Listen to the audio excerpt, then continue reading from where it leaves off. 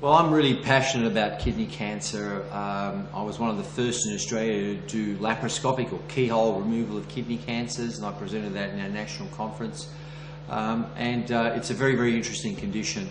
It's not that common. It's a little bit more common in males. These days, we generally find kidney cancers found incidentally. So these are detected when people have scans for other reasons, such as an ultrasound for abdominal pain, or a CT or CAT scan for another reason, such as abdominal pain or bleeding. And we find these lesions or lumps in the kidney, and that's the commonest way that patients present now. Traditionally, patients used to present with pain, possibly a swelling or a mass, and bleeding, but that's less common.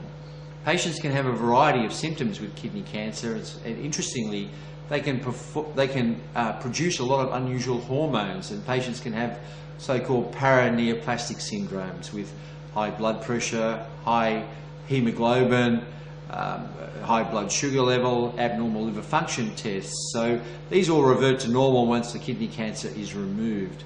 We generally stage the tumour by doing a CT scan, a chest x-ray, some blood tests to ensure there's no evidence of spread, and then we normally treat the cancer.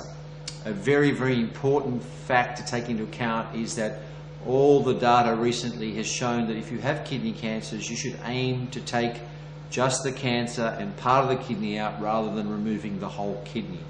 Studies have shown that when patients have their whole kidney removed, there's an increased need for dialysis and an increased risk of developing renal failure. So we aim to remove part of the kidney whenever we can. The studies have shown that the cure rates when you remove part of the kidney are the same as when you remove all the kidney. So when feasible, that is what we aim for.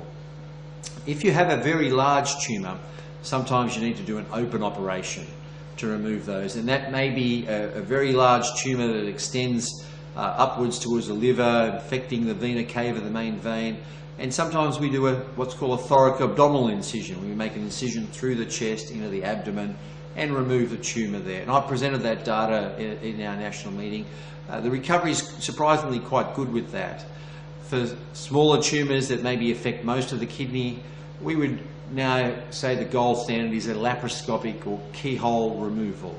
As I mentioned, I was very fortunate to be one of the first in Australia to do that type of surgery. The advantage for patients here is that they have much quicker recovery. They're in hospital for a few days.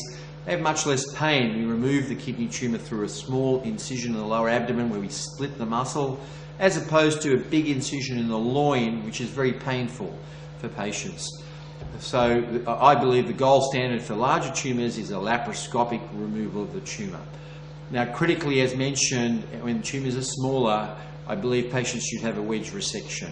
If it's very complex, we do that by an open operation, and we sometimes freeze the kidney down, decrease the metabolic rate, and remove a wedge.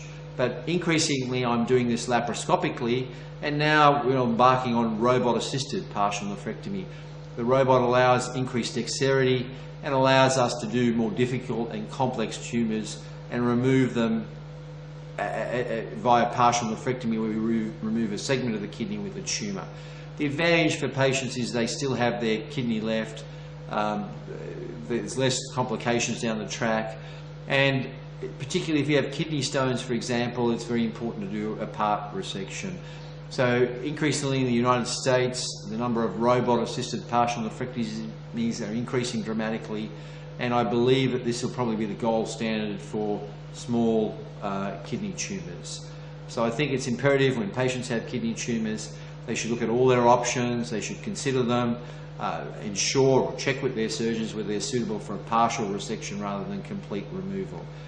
The other very interesting thing about kidney tumours is their biological activity, and there are a whole lot of extra treatments that are now available where it's been shown that the prognosis or the cure rate for kidney cancer, even when it's spread, has improved with the use of these new agents.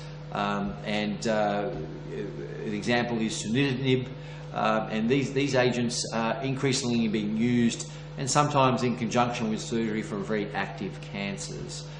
So kidney cancer is a very, very interesting topic. It's imperative for patients to be fully assessed, I believe, and I think whenever possible, one should perform a partial nephrectomy, be it via an open, laparoscopic, or preferably a robot-assisted method.